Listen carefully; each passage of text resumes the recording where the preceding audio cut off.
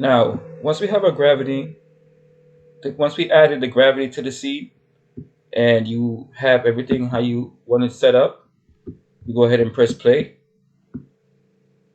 And this is what we have going on so far. Now for the liquid section, I will put that liquid, I'll put it to SPH, and we'll have these settings. Take a note of these settings. We have 100. And I actually have these settings for the other one that I did, the one that I uploaded. So we have to go to 100 for the resolution, density, 1000, the Intel pressure, 1, the next one, exit pressure 1, 0, 0, and the viscosity to 3. So right now we need to add a collider tag to the pancake group. So let's go ahead and add a collider tag, RealFlow, and we choose collider tag. Now for the collider tag itself, I will turn the stickiness all the way up. And now the bounce, I will turn it all the way down. And the friction, I will turn it all the way up. Right? So if we go ahead and press play, we'll get something like this. Now if you take a look at the actual simulation while it's simulating, you notice that the particles actually sticking to the top of the pancake itself. Right? And that is actually what we're looking for. That is actually what we're looking for. So right now we could actually let's go to the mesher, right? We could actually mesh the scene, right? So if we go to the RealFlow and we'll choose mesher and we'll choose build mesh. And we have it's all over the place, right? It's all over the place. That's a little bit too much going on.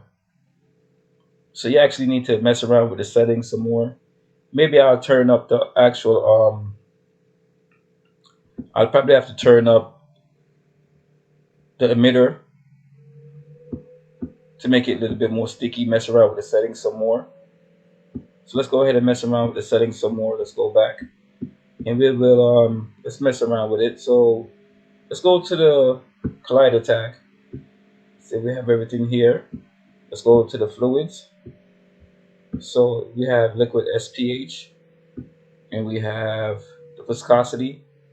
I'm gonna make the resolution at 200.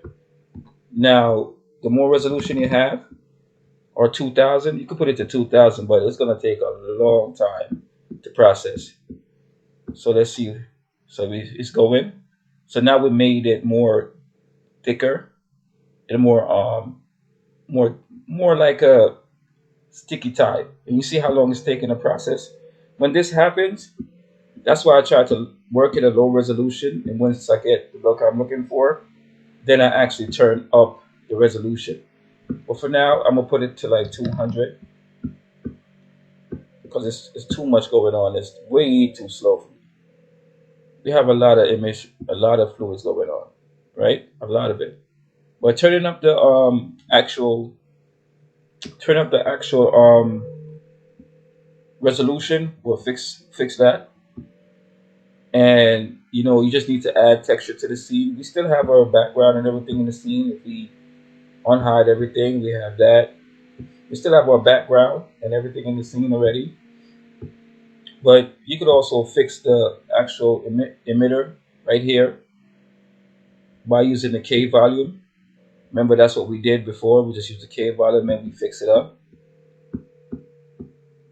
And we just have to unhide that again, and we just have to adjust the size this way. Oh, that's actually the wrong way. Yeah, that way. I really don't want it to go beyond that point. So if we go ahead and press play again, it should only emit closer to the object. See, it's actually killing it. So the more the closer it is, the emitter would stop emitting. So just keep messing around with the settings. Then, for the texture itself, I actually went to, let's go to the next one that I did, the actual scene that I did, because in order to get it looking really, really nice, I had to use Arnold renderer. So If I go to my Arnold renderer right here, the actual scene that I did, you can see it's a little bit different. The setup is actually a little bit different. But if we take a look at the liquid SPH on this right here, you can see that we have everything at 1 for the friction, 50, and the collision distance at 1. And we have roughness 0.1, and the collider velocity factor is at 1. And if we go to the actual where we at now, the fluid, we have 10 for the resolution, 1000 for the density, 0 for the internal pressure and the exit pressure, and the surface tension is at 3, and the vorticity boost is at 1, and the viscosity is at 10. And if you do that, you should have a smooth transition. And I'm just using, this is actually, I'm using this is actually Arnold renderer. If you have that renderer and want to know how to use it some more, just let me know in the comment section.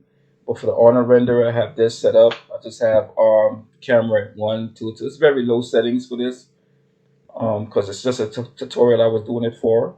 But if I was rendering it professionally, I would probably turn up the camera to like 6 or 4 and the diffuse to like 3 or 4. And I'll probably leave everything else the same way. So I hope you like it so far. And if you want me to go in depth more about the actual tutorial, about the everything else, just remember to actually play around with the settings in the RealFlow, and you should get what you're looking for. All right. So I hope you like the tutorial, and see you again soon in the next one.